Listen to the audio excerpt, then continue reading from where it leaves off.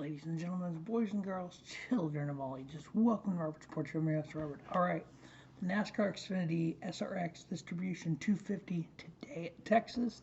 This is the 43rd race at Texas for the Xfinity cars. 250 miles, 167 laps, 3 stages, 40, 40, and 87.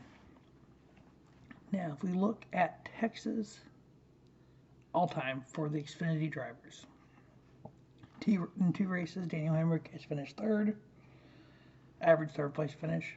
In 2 races, AJ Allmendinger's averaged 6th. In 6 races, Michael Annett 7.8. 6 races, Justin Allgaier 8.0. 4 races, Brett Moffitt 13.5. Brandon Jones in 6 races 14.0, and Noah Gragson in 6 races 14.6. If you look at 2021, the 2 Texas races, we had Justin Allgaier 3.0 average finish, Daniel Hemrick 3.0, Noah Gragson 5.0, AJ Allmendinger 6.0, Brandon Jones 7.5, Riley Herbst 12.0. These mile and a halves, they're not cookie cutters, they're all unique, but typically the people that run well on the intermediate tracks run well on all the intermediate tracks, typically. Now, there are always exceptions to that rule. So far this year on the intermediates, Landon Castle's averaged 5.67. Ty Gibbs averaged a 6th place finish with 2 wins. AJ Allmendinger 6.6.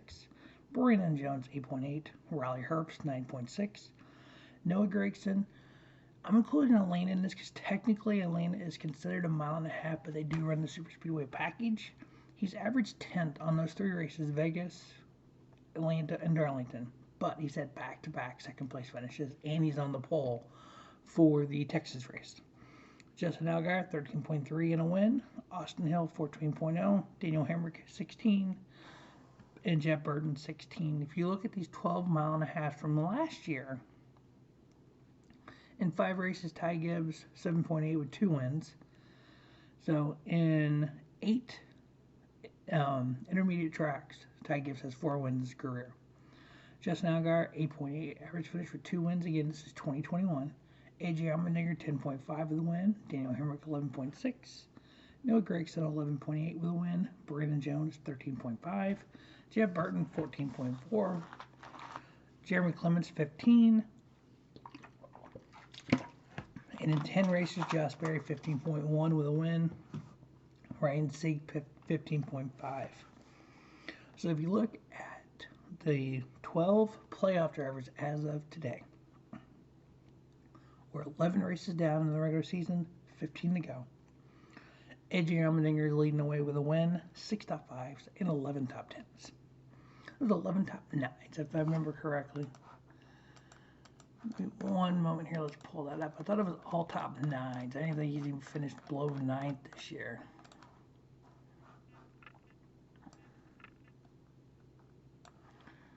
Yeah, he's had a 9th place finish at Vegas, and everything else has been 8th, and that was at Darlington. And then he had 2 7th place finishes at Phoenix and California, and that win at Coda. Noah Gragson, 2 wins. Ty Gibbs, 3 wins. Justin Allgaier, 1 win. Josh Berry, a win. Brandon Jones, a win. Austin Hill, a win. The drivers that are in the playoffs currently but have not won yet: Sam Mayer, 5 top 5s. In his last 6 races, Riley Herbst, Ryan Sieg, Landon Castle, and Daniel Hemrick. Daniel Hemrick is plus 22 for the cutoff. Though outside looking in, we have Anthony Alfredo minus 22, Jeff Burton minus 62, Sheldon Creed minus 68, and Brett Moffitt minus 71. All 3 ARCA Motorsports cars are right outside the playoffs. Now, if one of them can jump up there and get a win, that would push the defending champion below the cutoff line. Craziness. Now we have 3 drivers making their kind of, I won't say sporadic, but kind of part-time here. We have Jeffrey Earnhardt in the 26 Team Hunt Racing. The last time he was in this car, he finished 13th at Atlanta. We all know his last run, he finished 2nd at Daytona for RCR.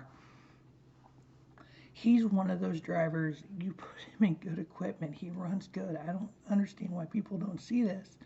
And people that have good equipment that are looking for drivers don't look at this guy. I mean, if you look at his career,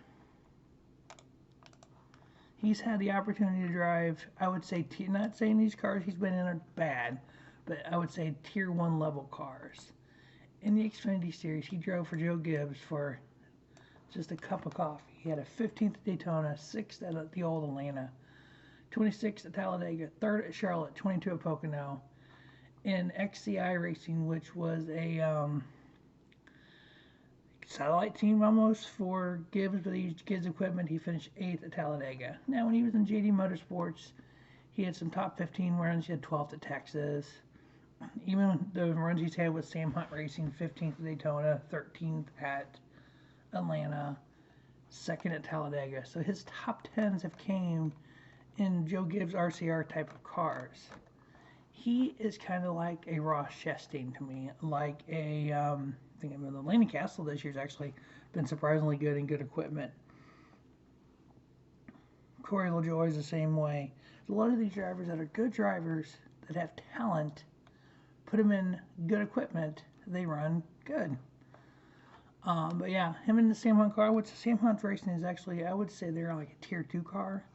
So he should do top 15 in that car. It'd be cool if he can get a top 10 out of it. We have William Byron, Willie B in the 88 car for the 5th team for JR Motorsports with Hendrick sponsoring it. HendrickCars.com in the 88. I know a lot of people have been trying to pick him to win this. This is his first Xfinity race since 2017 when he won. His only year in Xfinity, he won the championship. He had 4 wins that year. At Texas, he finished 7th and 9th. Would I be surprised he jumped up there just like he did at Martinsville in the truck, in the number 7 Spire truck, jumped up and got a win, his only race? No, I wouldn't be surprised at all. I'm not going to pick him because that year, what he did in the Xfinity car at Texas, but yeah, I wouldn't be shocked at all if he wins. I mean, that's one of those, if I'm wrong kind of deal. And then Tyler Reddick in the 48. I'm not giving it to him yet. I mean, the team is okay. Again, that's probably a low tier 2 or tier 3 team if I was picking tiers on Xfinity teams.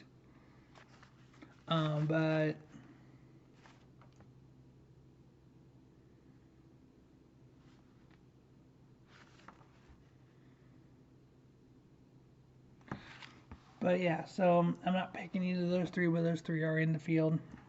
Now, the 4 that I am picking, obviously, it's an intermediate track. I have to go with Ty Gibbs. 4 out of elevated, 4 in 8 races, 4 wins in the intermediate.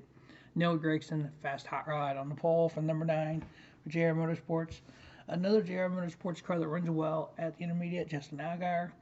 And then I'm going with Mr. Dinger, AJ Allmendinger, as my 4th pick. All right, so the SRX Distribution 250 at Texas today. I think it's on IFS1, I believe. Right afternoon, I believe. We got Ty Gibbs, Noah Gragson, Justin Allgaier, and AJ Allmendinger, the 4 picks here on Robert Sports Show. Those will be who I will be rooting for. Now, I do have some other ones I root for. I root for Colic Racing. I got one of them winning, so Dan Hemrick, I root for him as well. JR Motorsports. The underdogs, like, underdog here. Brandon Brown, I kind of like to see him do well. And but yeah, I mean, the Xfinity Series, names are made here. That's their logo. A lot of these guys, we wouldn't know who they were if it wasn't for the Xfinity Series because Ty Gibbs didn't go to the Truck Series. But yeah, I think it's going to be a fun race. If you enjoy it, stay tuned to Robert Sports Show for today. Hopefully before tonight, I will have an All-Star preview up. I know qualifying is tonight. I'll try to work on that tonight or tomorrow. I know it's a little convoluted format and all. I did do the Busch Clash, so I may or may not 100% do the All-Star race. We'll see. If I do, stay tuned for it. Otherwise, we will see you next week. As always, thanks for watching Robert Sports Show. Don't just have a great day. Have a spiffy day at Robert Sports Show, your YouTube leader in sports channel content.